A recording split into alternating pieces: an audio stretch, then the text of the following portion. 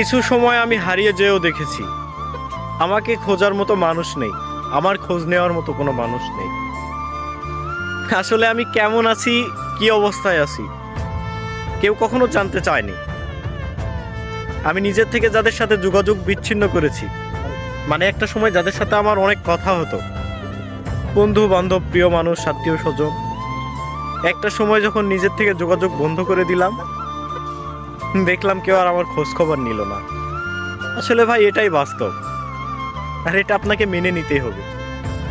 আপনি কারো কাছে ততক্ষণ পর্যন্ত প্রিয় হবেন যতক্ষণ পর্যন্ত আপনাকে সে স্বার্থের জন্য ভালোবাসবে। স্বার্থ ছাড়া কেউ আপনাকে ভালোবাসবে না, আর স্বার্থ ছাড়া কেউ কারো পাশেও থাকে না। স্বার্থ যতক্ষণ, খোঁজ খবর নিবে ততক্ষণ।